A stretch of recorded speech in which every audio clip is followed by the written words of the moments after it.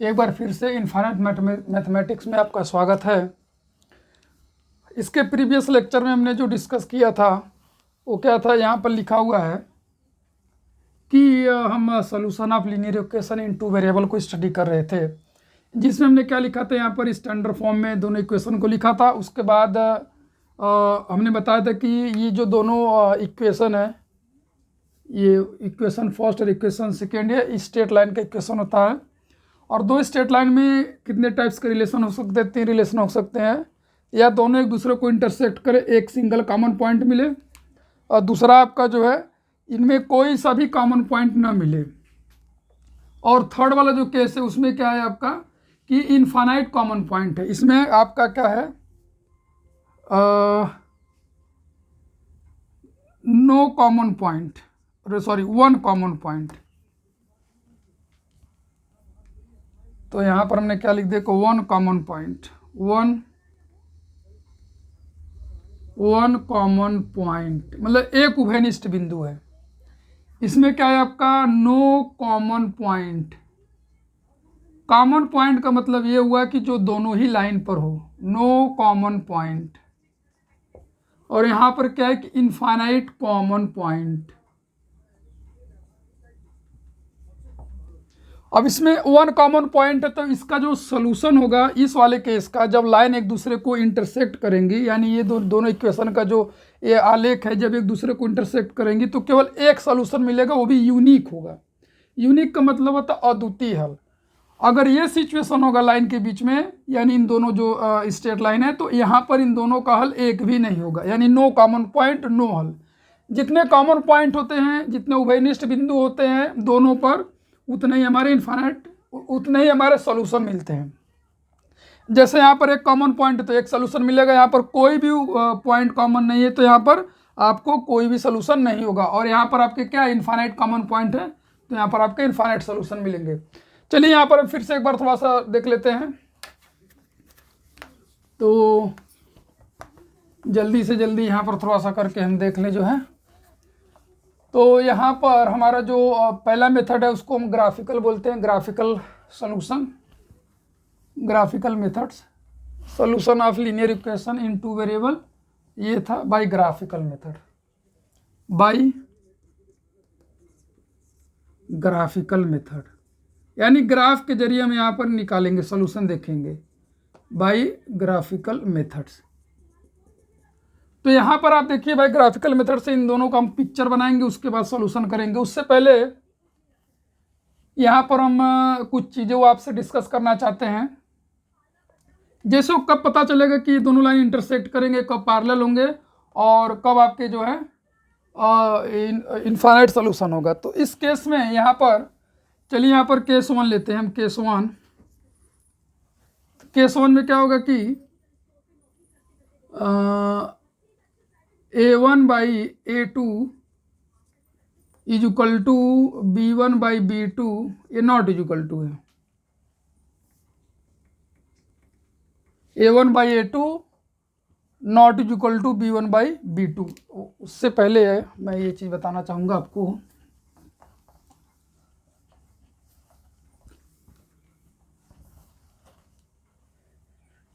जैसे पहले यहाँ पर हम लिख लेते हैं इनकंसिस्टेंट। इनकंसिस्टेंट क्या होता है, inconsistent, inconsistent, inconsistent pair of equation, inconsistent pair of equation. इसको हम हिंदी में बोलेंगे समीकरण युग्म का, समीकरण युग्म असंगत है, समीकरण युग्म, समीकरण युग्म संगत है। तो इस वाले केस में हमको क्या मिलेगा, दो इसमें केस होता है। अगर ये केस है, ये कब आपका केस मिलेगा,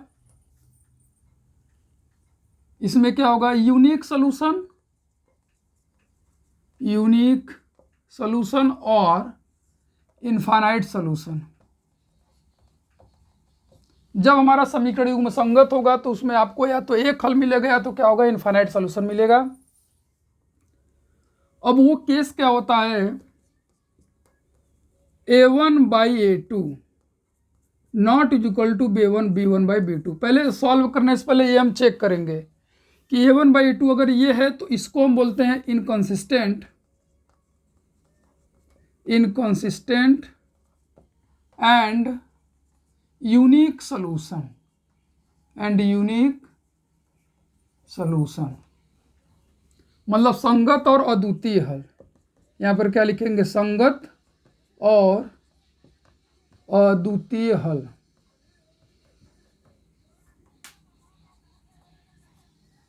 संगत और अद्वितीय हल। सेकंड क्या होगा कि a1/a2 is equal to b1/b2 is equal to c1/c2। इसको कंसिस्टेंट बोलते हैं। क्या बोलते हैं, कंसिस्टेंट।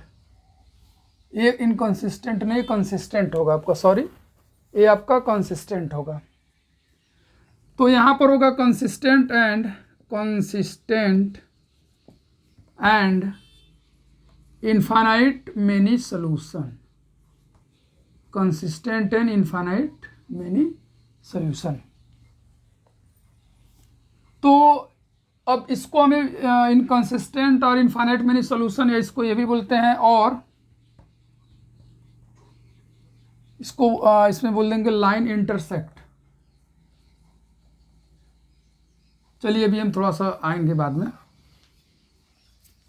अब उसके बाद एक थर्ड केस, सेकंड केस आता है। फर्स्ट हो गया और सेकंड केस आएगा inconsistent pair of equation. Inconsistent pair of equation, इसको बोलते हैं समीकरण युग्म असंगत है। दिया गया समीकरण युग्म असंगत।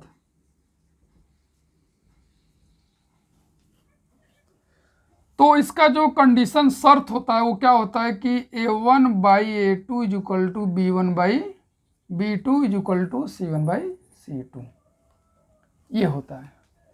तो ये आपको समझ में आना चाहिए जो है कि ये जो यहाँ पर जो पॉइंट है कंसिस्टेंटी एंड इनकंसिस्टेंटी की, तो बिफोर सॉल्यूशन आप पहले इसको चेक करोगे, सब कंडीशन होता है। तो कंसिस्टेंट होगा तो आइदर यूनिक सॉल्यूशन इनफाइनाइट मिलेगा, और इनकंसिस्टेंट होगा तो जो पेयर ऑफ इक्वेशन है उसका कोई भी सॉल्यूशन नहीं मिलेगा। इसको ग्राफिकल से भी हम सॉल्व करेंगे और विदाउट ग्राफिकल सॉल्व भी करेंगे, दोनों तरह सॉल्व करेंगे।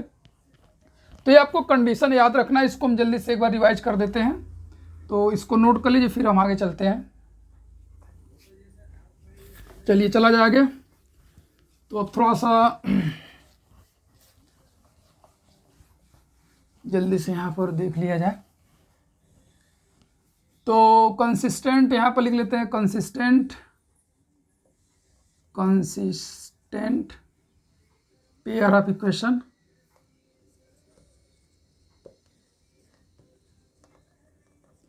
कंसिस्टेंट पेयर ऑफ इक्वेशन में क्या होगा, दो केस होगा,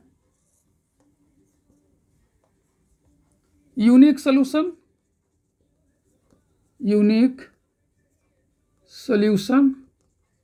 जिसको हम बोलते हैं हिंदी में अद्वितीय सॉल्यूशन। केवल और केवल एक हल, अद्वितीय हल, ठीक है। और इसको हम क्या बोल सकते हैं, only one common point, only one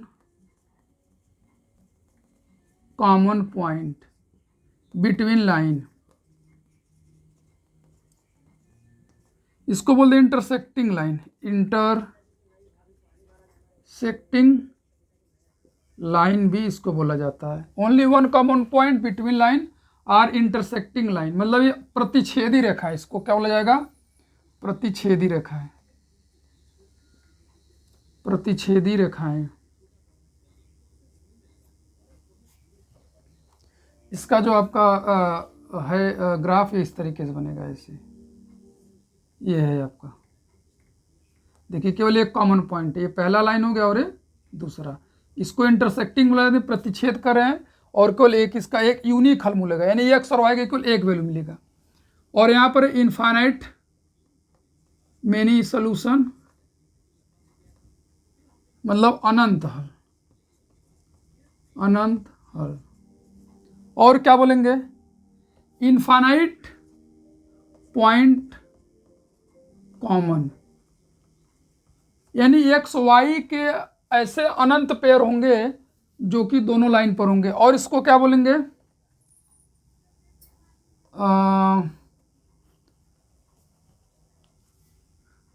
यहां पर हो गया इंटरसेक्टिंग लाइन, और इसको बोलेंगे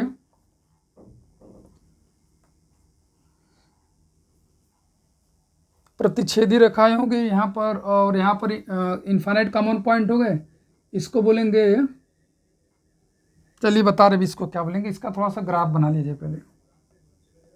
ये देखिए, ये दोनों लाइन एक ही लाइन को प्रेजेंट है कि both line represent same line, both line represent same line,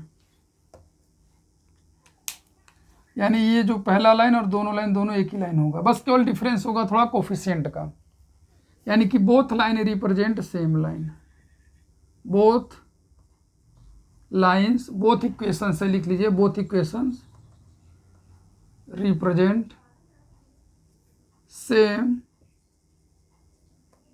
equation.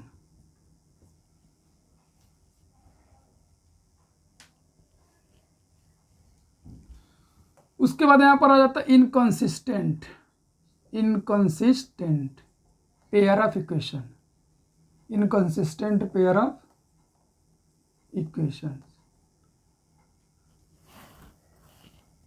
असंगत, असंगत रेखाएं। तो इसमें क्या होगा, वही एक ही है कि नो सॉल्यूशन, मतलब कोई हल नहीं, कोई हल नहीं। समांतर रेखाएं, पैरेलल लाइन, समांतर रेखाएं जिसको हम क्या बोलते हैं, पैरेलल लाइन बोलते हैं। यहाँ पर हमने लिख लिया पैरेलल लाइंस। नो हल, no common point, no common point, यहाँ कोई कॉमन पॉइंट नहीं मिलेगा, मतलब इस तरीके से लाइंस होंगी।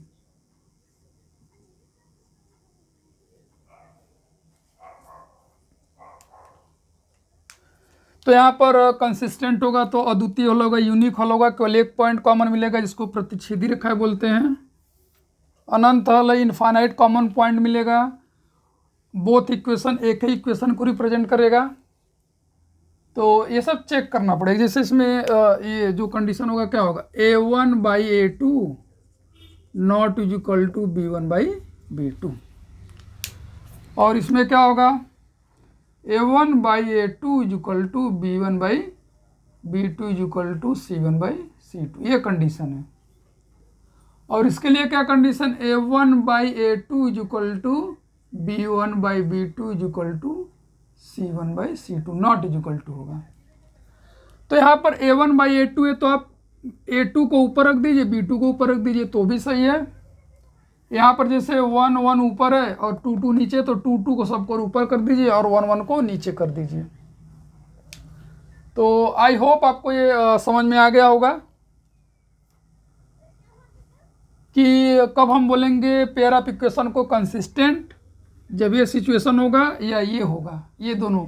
और यूनिक हल कब होगा, जब ये सेटिस्फाई करेगा, और अनंत हल कब होगा, जब ये सेटिस्फाई करेगा।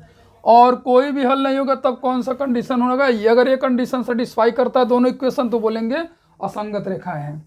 तो यहाँ पर आप देखिए हमने ग्राफिकल भी समझाया है, प्रतिच्छेदी रेखाएं, ये इसको बोलते हैं संगत रेखाएं, बोलते क्या बोलते हैं, संगत रेखाएं,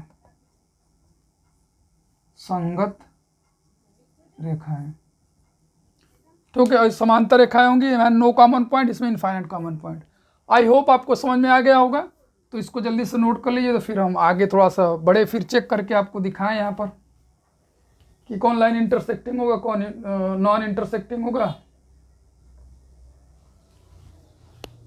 चलिए चला जाए जल्दी से, ठीक है। तो एक बार हम जल्दी से रिवाइज कर लेते हैं।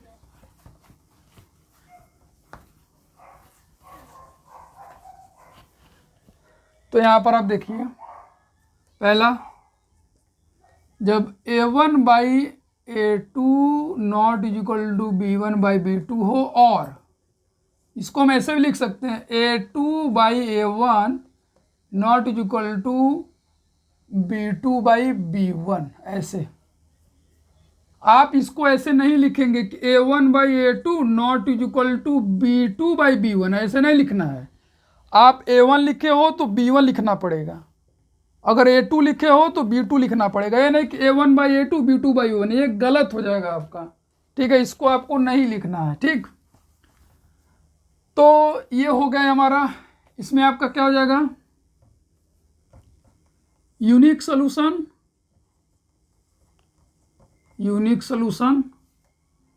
One common point,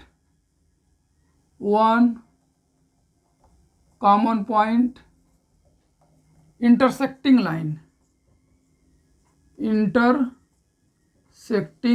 line. अद्वितीय हल केवल एक बिंदु उभयनिष्ठ और प्रतिच्छेदी रेखाएं। दूसरा आपका क्या है कि a1/a2 is equal to b1/b2 is equal to c1/c2 और आप इसको लिख सकते हैं या 2 वाले को ऊपर लिख दीजिए, a2/a1 is equal to b2/b1 is equal to c2/c1। यहाँ पर क्या होगा, infinite many solution, infinite solution, infinite common point, यानी कि इनफाइनाइट इसके इनफाइनाइट कॉमन पॉइंट होंगे। देन इसको बोलेंगे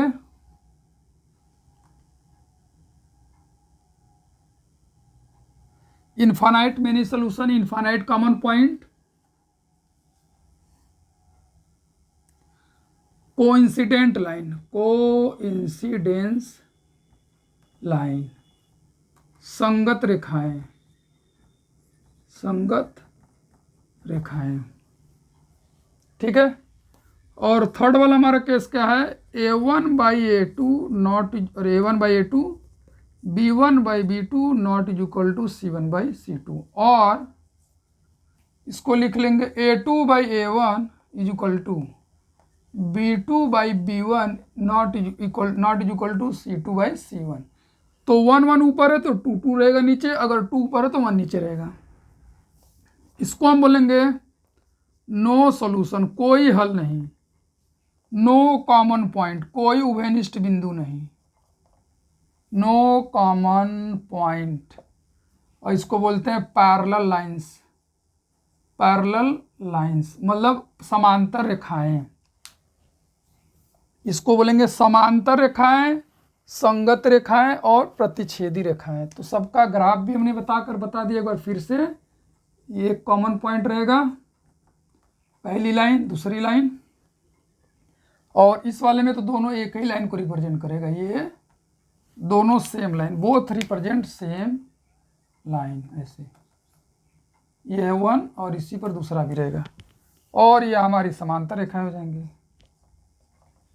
आई होप आपको समझ में आ गया होगा कि कैसे हम पहले इस सिचुएशन की कंडीशन हमें याद रखना है कि कब दोनों लाइन इंटरसेक्ट करेंगी, कब दोनों लाइन संगत रेखाएं हो जाएंगी, और कब दोनों लाइन पैरेलल लाइंस हो जाएंगी। ये आपको याद रखना है, ये आपको कंडीशन याद है तो आप बहुत अच्छे से इसको सॉल्व कर सकते हैं। तो इसको आप नोट कर लीजिए, तो हम आपको 1 आध 2 क्वेश्चंस करा दें, उसके बाद फिर जो है आपको समझ में आ जाएगा, ठीक है। चलिए नोट कर लीजिए, अब चलते हैं आगे थोड़ा, चलिए चला जाए। तो एक एग्जाम्पल के थ्रू पहले मैं आपको इसको देखो, पहले यही चेक ही आपको करना है, फिर उसके बाद हम आपको ग्राफ सिखाएंगे कि ग्राफ द्वारा सॉल्यूशन क्या होता है। पहले कंसिस्टेंटी सब सिखा दें। चलिए जैसे मान लीजिए कि क्वेश्चन हमारे पास है, तीनों का केस लेते हैं यहाँ पे। First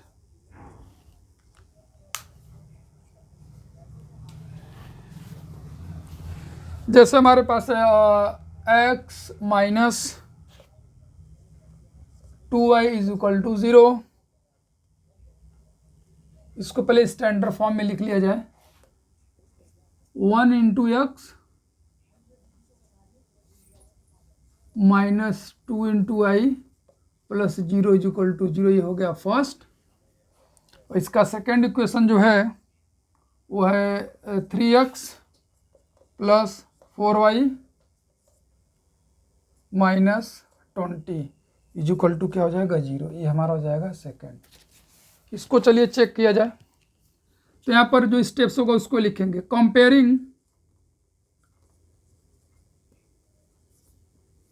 comparing first and second from ax plus by plus c is equal to 0 से। तो पहली लाइन को अगर देखें तो यहाँ पर a1 की वैल्यू क्या आएगी हमारी 1 आएगी, और b1 की वैल्यू क्या आएगी -2, और c1 की वैल्यू 0 आएगी। यहाँ पर a2 की वैल्यू देखा जाए तो आएगा 3, और b2 की वैल्यू देखा जाए तो आएगा 4, और c2 को देखा जाए तो आएगा -20। तो अब यहाँ पर हम पहले कंडीशन चेक कर लें। तो देखिए a1 by a2 check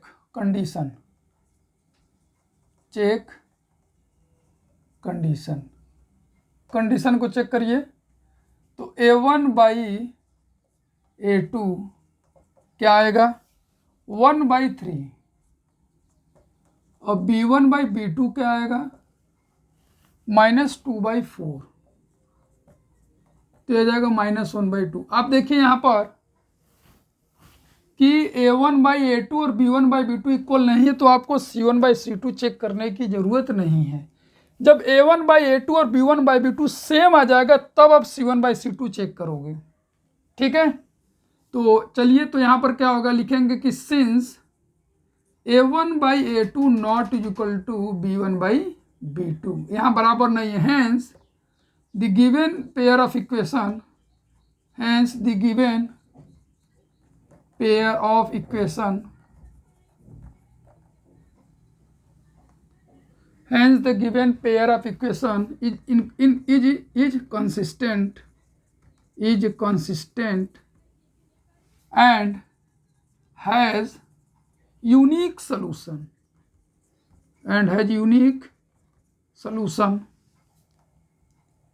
comma intersecting lines.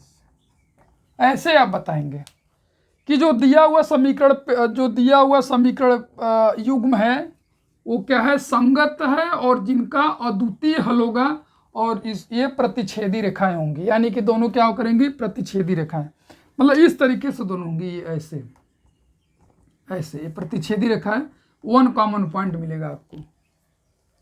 तो इस तरीके से इक्वेशन लिखा है, तो इसको पहले स्टैंडर्ड फॉर्म में लिख करके फिर इसको हम क्या करेंगे, कंपेयर करेंगे a1 b1 c1 a2 b2 c2, जो टर्म ऑब्सेंट रहेगा उसकी जगह 0 लिख देंगे, फिर a1 by a2 b1 by b2 और c1 by c2 find out करेंगे। तो c1 by c2 find out करने की तब जरूरत पड़ती है जब a1 बाई a2 और b1 बाई b2 दोनों रेशियो क्या हो जाए, सेम हो जाए। तो आई होप आपको ये समझ में आ गया होगा। तो अगर समझ में आ गया है तो फिर हम थोड़ा सा आगे चलते हैं। ऐसे भी बहुत सारे एग्जाम्पल लिए जाएंगे, पहले फिलहाल मैं आपको समझा रहे कि क्या चीज़ है, उसके बाद फिर हम चलेंगे आगे। तो चलिए चला जाए, आप नोट कर लीजिए। तो ठीक है, चलते हैं फिर आगे। तो पहले सबसे पहले हमको क्या करना पड़ेगा, ये स्टैंडर्ड फॉर्म में इसको लिखना पड़ेगा, देन तो चला जाए फिर से। अब एक दूसरा एग्जाम्पल लिया जाए जिससे और अच्छे से क्लियरिटी आ जाए। यहाँ पर सेकंड लिख लेते हैं, क्वेश्चन नंबर सेकंड। तो यहाँ पर हम लिख लेते हैं 2x plus 4y minus 3 is equal to 0, ये 1 हो गया। और दूसरा लिख लेते हैं 4x plus 8y plus 7 is equal to 0, second हो गया। तो अब वही काम करेंगे, फिर से कंपेयर करेंगे फर्स्ट एंड सेकेंड को। Comparing first and second line, comparing first and second equation by ax plus b y plus c is equal to 0। इससे कंपेयर वही बात, फिर a1 की value is equal to 2, b1 is equal to 4 और c1 is equal to -3 and a2 is equal to 4, b2 is equal to 8 और c2 is equal to कितना आएगा +7। ये हमने आपका कोफिशिएंट निकाल लिए और कांस्टेंट टर्म को लिख दिया। अब यहाँ पर चेक करते हैं, चेक कंडीशन, शर्त को हम यहाँ पर क्या करेंगे, चेक करेंगे। तो क्या आएगा, a1/a2 की वैल्यू क्या आएगी 2/4, दैट इज 1/2। कैंसिल हो जाएगा, 2 1 जा 2, 2 2 जा 4। यहाँ पर b1/b2 निकालिए, b1 की वैल्यू 4 है बाई 8, तो 4 1 जा 4 और 4 2 जा 8, यहाँ भी 1/2 आएगा। अब देखिए दोनों रेशियो सेम आ गया, तो आप c1/c2 निकालो, c1/c2, c1 कितना है -3 और c2 कितना है 3। तो आप देख रहे हैं यहाँ पर कि सिंस a1/a2, चूंकि a1/a2 is equal to b1/b2 and not is equal to c1/c2 है, हैंस अतः the given pair of linear equation,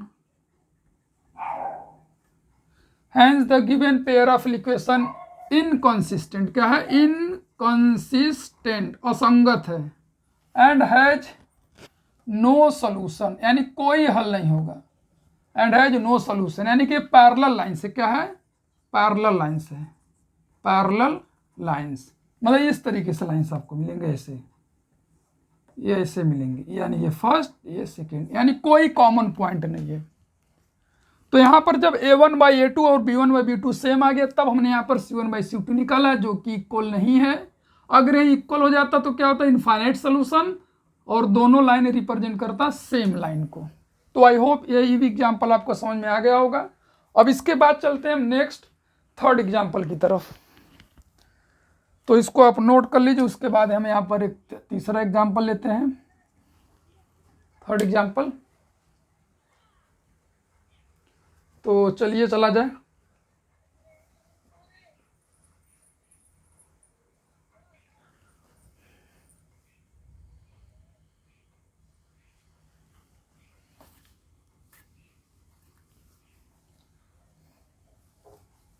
ये ऐसे रहने देते हैं और इसको भी ये इक्वल टू ही आएगा। चलिए देखा जाए, बस यहाँ पर एक हम चेंज कर देते हैं।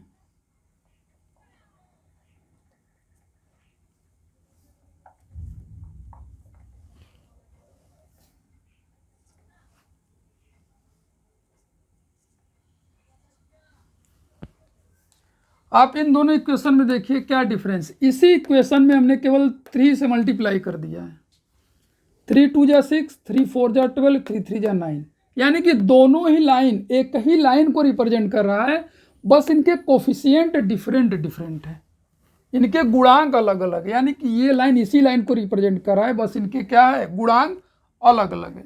तो वहीं लिखेंगे comparing a1/2 b1/b1 is equal to 4 and constant term -3, a2 is equal to 6, b2 is equal to 12 and c2 is equal to -9। वही चेक कंडीशन अब करेंगे कि शर्त को आप क्या करिए कि चेक करिए। तो आएगा a1/a2 इज इक्वल टू 2/6, तो यह सिंप्लीफाई करेंगे तो आएगा 2 1 जा 2, 2 3 जा 6। फिर b1/b2, b1 की वैल्यू कितनी है 4/12, 4 1 जा 4, 4 3 जा 12। फिर c1/c2 की बारी आती तो आएगा -3/9, माइनस माइनस कैंसिल, 3 1 जा 3, ये आ गया, देखिए तीनों सेम आ गया। तो यहाँ पर लिखेंगे सिंस ए सेम है the given pair of equation consistent and has infinite solution, अनंत हल। तो ये क्या होगा, कोइंसिडेंट लाइंस होंगी, क्या होगा, को इंसिडेंस लाइन, यानी कि दोनों की दोनों लाइन एक ही लाइन को रिप्रेजेंट करेंगी, बस उनके कोफिशिएंट डिफरेंट होंगे। Both line represent same line and has different coefficient, यानी कि ये लाइन और ये लाइन दोनों ही एक ही लाइन को रिप्रेजेंट कर रहा है, लेकिन बस क्या है डिफरेंस, दोनों के गुणांक अलग अलग, इसके 2 4 हैं, इसके 6 और 12 है। कांस्टेंट टर्म में भी क्या है डिफरेंट हो गया। तो आई होप ये जो हमने आपको बताया आज कि लाइन अगर दिया हुआ है, यानी दो चरों वाला रैखिक समीकरण युग्म दिया है, तो उनका कब एक अद्वितीय हल होगा और कब अनंत हल होगा और कब कोई हल नहीं होगा, उसके लिए हमने कंडीशन बताया। और कंडीशन के साथ साथ मैंने आपको एग्जाम्पल भी लेकर 3 समझाया कि कैसे चेक करेंगे, और उस कंडीशन जो भी कंडीशन आएगा उसके अकॉर्डिंग आप इसको कैसे लिखेंगे। तो एक बार फिर से जल्दी से रिवाइज कर लेते हैं। कंसिस्टेंट अगर पेयर ऑफ लीनियर इक्वेशन है, संगत है, तो वहाँ पर आपका जो है या तो आपका यूनिक हल आएगा या क्या होगा आपका अनंत हल आएगा। अगर system of pair of linear equation inconsistent है यानी असंगत है, तो उसका कोई भी हल नहीं होगा, और वो दोनों क्या होंगे पैरेलल लाइंस होंगी। समांतर रेखाएं कभी भी एक दूसरे को कट नहीं करती हैं। तो यूनिक हल में एक सिंगल पॉइंट कॉमन मिलता है, और कोइंसिडेंट लाइन में इनफाइनाइट कॉमन पॉइंट मिलता है, और पैरेलल लाइन में नो कॉमन पॉइंट। तो ये जो आप कॉमन पॉइंट उभयनिष्ठ बिंदु देख रहे हो, ये एक्स और वाई का एक मान ही होता है। तो ऐसे इनफाइनाइट पेयर्स होंगे जो इसको सेटिस्फाई करेंगे, ऐसा कोई पेयर नहीं होगा जो दोनों को सेटिस्फाई करे, ऐसा एक ही पेयर होगा जो कि दोनों को सेटिस्फाई करता है। तो आई होप आपको ये समझ में आ गया होगा। तो अब इसके बाद चलते हैं, फिर नेक्स्ट वीडियो में हम आएंगे और फिर एक नई टेक्निक और अच्छे मेथड के साथ आपको फिर से सिखाएंगे इसके आगे कि अब किस तरीके से जो है कि ग्राफ के द्वारा पे आपको इसके बाद हम ग्राफ सिखाएंगे कि कैसे ग्राफ ड्रा करेंगे, उसके बाद फिर हल सिखाएंगे। तो चलिए, अगर आपको वीडियो अच्छा लगा तो लाइक करिए, कमेंट करिए, शेयर करिए, सब्सक्राइब करिए, ताकि आपको नया नया अपडेट मिल सके विथ न्यू टेक्निक के साथ, जिससे आप अच्छे से मैथमेटिक्स को सीख सके। तो चलते हैं, फिर मिलते हैं नेक्स्ट क्लास में। Thank you.